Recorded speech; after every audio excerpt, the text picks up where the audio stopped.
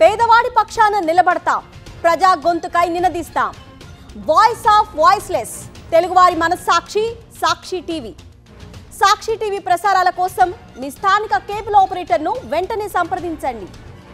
ప్రభుత్వ ఆస్తులు ఖజానాకు ధర్మకర్తగా ఉండాల్సిన సర్కారు అత్యంత ఖరీదైన భూములను అయిన వారికి పప్పు బెల్లాలుగా పనిచేస్తోంది.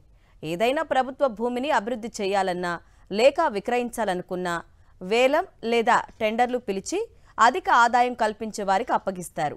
కానీ కూటమి సర్కారు అధికారం చేపట్టిన తర్వాత ఈ సంప్రదాయాన్ని పక్కకు పెట్టి నీకింత నాకింత అంటూ అడ్డగోలు భూదోపిడికి తెరతీస్తోంది. కూటమి సర్కార్ వేలంపాట టెండర్లు లేకుండానే విశాఖ, విజయవాడలో అత్యంత ఖరీదైన భూములను లులు గ్రూప్నకు అప్పగించేసింది. ఇంటర్నేషనల్ షాపింగ్ మాల్స్ పేరిట అబుదాబి కేంద్రంగా పనిచేస్తున్న లులు గ్రూప్నకు విశాఖలో వాల్తేరు హార్బర్ పార్కు వద్ద ఆర్కే బీచ్ ఎదురుగా ఉన్న అత్యంత ఖరీదైన 13.74 ఎకరాలు 99 సంవత్సరాలకు లీజుకు ఇస్తూ పరిశ్రమల శాఖ కార్యదర్శి ఎన్ యువరాజ్ ఆదివారం ఉత్తర్వులు జారీ చేశారు. మొదటి 3 ఏళ్లు ఎలాంటి లీజు లేకుండా నిర్మాణం పూర్తయిన తర్వాత నుంచి లీజు వసూలు చేస్తారు. ఏడాదికి 4.51 కోట్లను ప్రభుత్వానికి లులు అద్దె చెల్లిస్తోంది. హైదరాబాద్లో అయితే వాణిజ్య భవనాలలో చదరపు అడుగుకు 80 నుంచి 100 రూపాయలు పలుకుతూ ఉంటే విశాఖలో 40 నుంచి 50 రూపాయలకు పలుకుతోంది. కానీ లులుకు కేవలం రూపాయిన్నరకే కట్టబెడుతోంది. ప్రతి 10 ఏళ్లకు కేవలం 10% అద్దె పెంచుతారట.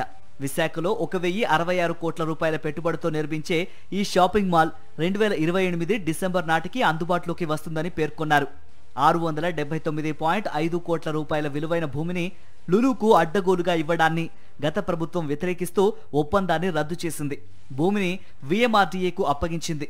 అయితే కూటమి సర్కారు అధికారం చేపట్టిన వెంటనే విఎంఆర్డీఏ నుంచి భూమిని ఏపీఐఐసికి అప్పగించి ఇప్పుడు లులుకు కట్టబెట్టింది. విజయవాడలోనూ లులుపై ప్రభుత్వం మరింత ప్రేమ కనబరిచింది. 156 కోట్ల రూపాయల పెట్టుబడి కోసం ఏకంగా 600 కోట్ల రూపాయల విలువైన భూమిని కట్టబెట్టేసింది. విజయవాడ నడిబొడ్డున గవర్నర్పేట డిపోకు చెందిన 4.15 ఎకరాల భూమిని లులు చేతిలో పెట్టింది. కేవలం 156 కోట్ల పెట్టుబడితో 2.32 లక్షల చదరపు అడుగుల విస్తీర్ణంలో G+3 విధానంలో ఈ షాపింగ్ మాల్ను లులు అభివృద్ధి చేయనుంది. ఇందుకు గాను 99 సంవత్సరాల కాల పరిమితికి లీజు విధానంలో ఈ భూమిని లులుకు రాష్ట్ర ప్రభుత్వం అప్పగించింది. ఇందుకు గాను ఏపీఎస్ఆర్టీసీ ప్రత్యామ్నాయంగా వేరే చోట భూమిని కేటాయించాల్సిందిగా యువరాజ్ ఆ ఉత్తర్వుల్లో ఆదేశాలు జారీ చేశారు.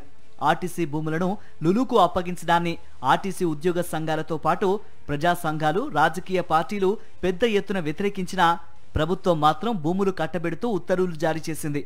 అంతేకాకుండా మల్లవల్లి మెగా ఫుడ్ పార్కులోని సెంట్రల్ ఫుడ్ ప్రాసెసింగ్ యూనిట్ ని కూడా లులుకు అప్పగించనున్నట్లు ఆ ఉత్తర్వుల్లో పేర్కొన్నారు. జనసేన ఎంపీ బాలశౌరి తనయుడు అనుదీప్ వల్లభనేనికి చెందిన అవిషా ఫుడ్స్ అండ్ ఫ్యూయల్స్ మల్లవల్లి వద్ద ఎకరం 16.5 లక్షల చొప్పున 115.65 ఎకరాలు కేటాయిస్తూ ప్రభుత్వం ఉత్తర్వులు జారీ చేసింది. ప్రస్తుతం అక్కడ అభివృద్ధి చేసిన భూమి ఎకరం ధర 90 లక్షలుగా ఉంది.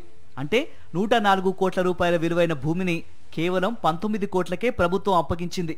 మల్లవల్లి ఫుడ్ పార్కులో 13.85 ఎకరాల్లో అవిషా ఫుడ్స్, 83.5 ఎకరాల్లో బయో ఇథనాల్ యూనిట్ ను ఏర్పాటు చేయనుంది. అలాగే ఢిల్లీకి చెందిన ఎస్ ఇంటర్నేషనల్ కు చిత్తూరులో డైరీ యూనిట్ ఏర్పాటు చేయడానికి మార్కెట్ ధర ప్రకారం 73.63 ఎకరాలను కేటాయించింది. మొత్తం 5 దశల్లో ఎస్ ఇంటర్నేషనల్ 1000 కోట్ల పెట్టుబడి పెట్టనుంది. హైదరాబాద్ కు చెందిన విఎస్ఆర్ సర్కిల్ ఇండస్ట్రీస్ 39.22 కోట్ల రూపాయలతో ఏర్పాటు చేసే బ్రిక్ యూనిట్ కు శ్రీకాకుళం జిల్లా రణస్థలం వద్ద ఎకరా 11.62 లక్షల చొప్పున 22.45 ఎకరాలు కేటాయిస్తూ మరో జీవో విడుదల చేసింది.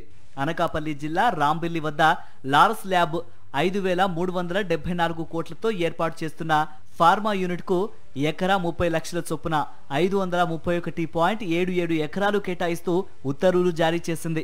బ్రాండెక్స్ ఇండియా అప్రిల్ 2031 జూలై 1 తర్వాత నుంచి అమల్లోకి వచ్చే విధంగా 695.35 ఎకరాల లీజు గడువును మరో 25 సంవత్సరాలకు పొడిగిస్తూ ఉత్తర్వులు జారీ చేసింది.